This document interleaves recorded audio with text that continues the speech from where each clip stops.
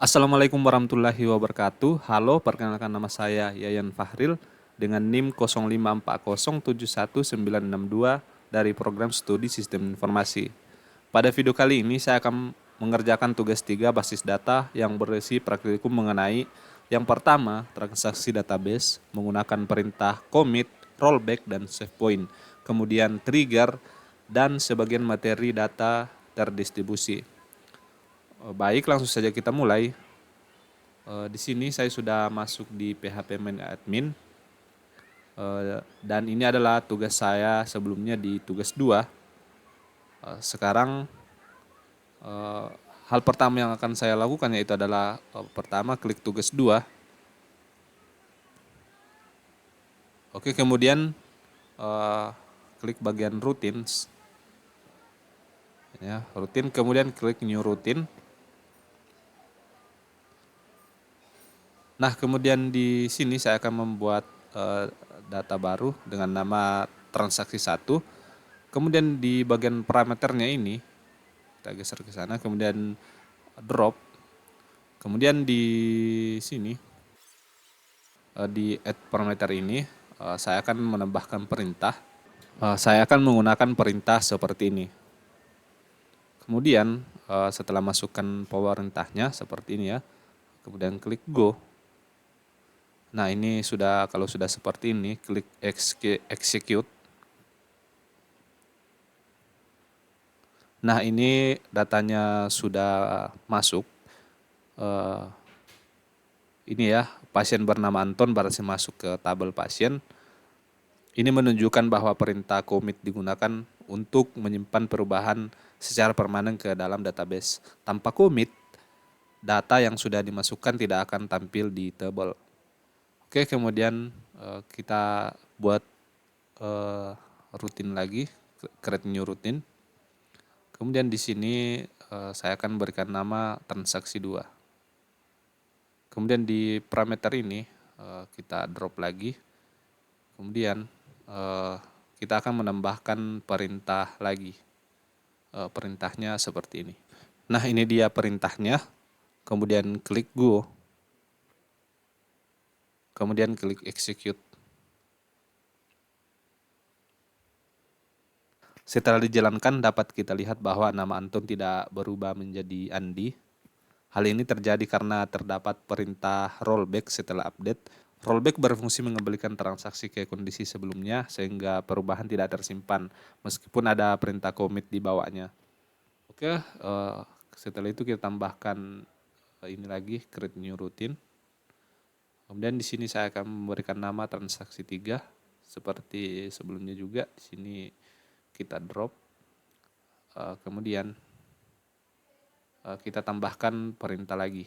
Nah, ini dia perintahnya. Saya akan menjelaskan sedikit. Data di sini ya, bagian data city dengan ID 26 dimasukkan lalu dibuat save point 1. Kemudian di data Andri ID 27 dimasukkan tetapi kemudian dibatalkan karena ada rollback 2.1. Oke, kemudian data 3 dengan ID 28 ya, dimasukkan dan disimpan karena ada commit. Oke, kita akan go, kita klik go ya. Oke, coba kita klik execute. Nah, setelah dieksekusi hasilnya sesuai. Yang muncul hanya pasien 26 dan juga 28, sedangkan data Andri tidak masuk. Itu fungsi dari save point, yaitu membuat titik pengembalian dalam transaksi. Oke, kemudian kita akan membuat 2 tabel baru, yaitu adalah tabel obat dan tabel transaksi obat. Caranya kita klik di bagian tugas 2 dulu. Kemudian klik SQL. Dan kita akan masukkan, oke seperti ini datanya ya. Jika sudah dimasukkan, langsung saja klik go. Setelah itu, ini sudah masuk ya tabel obatnya. Kemudian kita tambahkan tabel transaksi obat, kita klik SQL. Oke, ini sudah saya tambahkan, kemudian klik go. Nah ini dia tabel transaksi obat sudah masuk. Kemudian kedua tabel tersebut kita relasikan dengan tabel yang lain dengan cara sebelumnya di bagian tabel obat ini kita klik dulu, kemudian klik struktur. Nah di bagian ID obat ini kita klik, kemudian jangan lupa aktifkan indeksnya sampai muncul ini ya kunci seperti ini. Kemudian juga sama di bagian transaksi obat, klik struktur. Nah kemudian di ID transaksi kita klik, kemudian ID pasien, kemudian juga ID obat, dan klik indeks.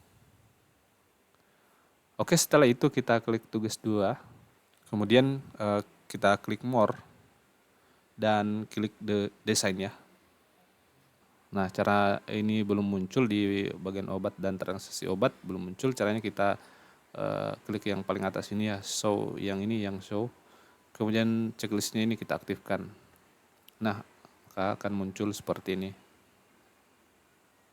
Oke, kemudian ini kita hubungkan ya.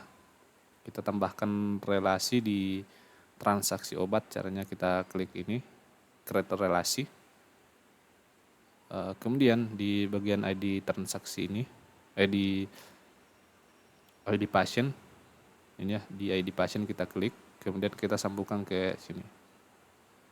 Ini jangan lupa diatur ke ini ya, cascade, jangan lupa. Kemudian klik OK.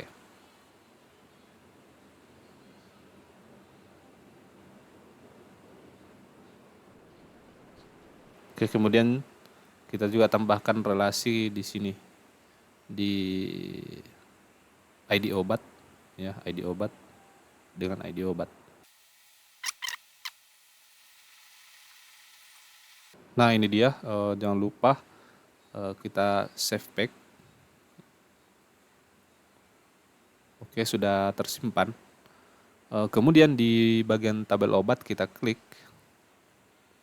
Dan di sini saya akan menambahkan obat sesuai di panduan ya. Caranya di bagian insert, saya klik bagian insert. Oke, kemudian kita tambahkan ID obat, kemudian kode obat,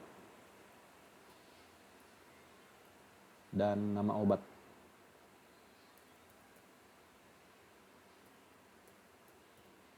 Kemudian harga 20.000. Kemudian stok. Nah, begitupun juga di sini di yang kedua ya. Nah, di sini saya mau menambahkan satu obat lagi. Caranya kan ini cuman 2 ya. Kolomnya cuman 2. Saya akan menambahkan kolom lagi. Caranya di bagian ini. Kita klik yang panah ke atas ini. Nah, akan muncul kolom baru seperti ini. Kemudian kita isi obat yang ketiga. Oke, setelah ditambahkan semua obatnya, langsung saja di sini klik go. Oke, kita lihat obatnya. Nah ini dia obatnya ya, sudah masuk di data. Oke, kemudian kita akan menambahkan trigger. Kita klik di transaksi obat. Kemudian klik trigger. Kemudian klik new trigger. Dan di sini kita tambahkan namanya. Di sini saya mengacu pada panduan ya. Kemudian di time-nya ini ubah jadi after. Dan kemudian kita masukkan perintahnya. Nah ini dia perintahnya, jika sudah langsung saja klik go. Oke, langsung saja kita klik insert. Kemudian klik OK. Nah kemudian di sini value-nya klik 1. Kemudian di sini misal ID pasiennya itu Adi. Kemudian ID obatnya di sini misal yang saya pilih yang kode A002. Kemudian jumlahnya contohnya 5. Kemudian total harga. Kan amoxicillin tadi itu harganya 15.000, berarti 5 kali 15 hasilnya itu 75.000. Kemudian klik go. Oke, setelah itu kita klik di tabel obat, apakah obatnya itu berkurang atau tidak. Nah, ternyata berhasil di amoxicillin ini. Tadinya kan 20, sekarang cuman 15, berarti kita uji pembeliannya itu berhasil. Demikianlah untuk tugas 3 saya, mohon maaf bila ada kesalahan. Dan saya akhiri, terima kasih. Assalamualaikum warahmatullahi wabarakatuh.